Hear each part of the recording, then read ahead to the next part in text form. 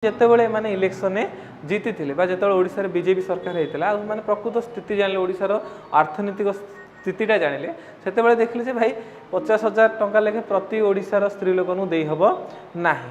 ତେଣୁ ଏମାନେ କ'ଣ କଲେ ଏଇ ଜିନିଷଟାକୁ ଭାଙ୍ଗିଦେଲେ ଯେ ଆମେ 5 ବର୍ଷ ଯାଏଁ ତୁମକୁ ପଇସା ଦେବୁ, ଲୋକମାନଙ୍କୁ 5 ବର୍ଷ ଯାଏଁ ପଇସା ଦେବୁ। ଆଉ କେମିତି କ'ଣ ଦେବୁ ନା ଯେଉଁମାନେ ସବୁ ଇଲିଜିବଲ୍ କିଏ ନା 21ରୁ 60 ବର୍ଷର ମହିଳା ହେଇଥିବେ, କାରଣ 60 ବର୍ଷ ପରେ ତାଙ୍କୁ ଭତ୍ତା ମିଳୁଛି। ঠিক ଅଛି, ତ 21ରୁ 60 ବର୍ଷ ହେଇଥିବେ ସେମାନେ ସାଧାରଣତଃ ରାସନ କାର୍ଡ଼ ବା ଗରିବ ଲୋକ ହେଇଥିବେ ସାଧାରଣତଃ। ଆଉ ଧନୀ ଲୋକଙ୍କୁ କାହାକୁ ମିଳିବ କି ସୁଭଦ୍ରା? ଆଉ କ'ଣ କ'ଣ ରହିବ ଜିନିଷଟା ପାଖାପାଖି 1 କୋଟି ଲୋକ ଏଥିରେ ପିଲେ ଉପକୃତ ହେବେ, 1 କୋଟି ମହିଳା ଏଥିରେ ଉପକୃତ ହେବେ। ଆଉ ଏହାର ଯେଉଁ ବଜେଟଟା ରଖାହେଇଥିଲା କେତେ ମାନେ 55,825 କୋଟି, ମାନେ ପାଖାପାଖି 50,000ରୁ ଅଧିକ ବଜେଟ୍ ରଖାହେଇଛି। ବାର୍ଷିକ ପିଲାଟା ମନେ ରଖିବ। ଆଉ ଏଇଟା 5 ବର୍ଷ ଯାଏଁ ଏଇଟା ଦିଆଯିବ, 5 ବର୍ଷ ଯାଏଁ ଏଇଟା କ'ଣ ହେବ ଦିଆଯିବ, ବୁଝିପାରୁଛ? 5 ବର୍ଷ ଯାଏଁ ମିଳିବ।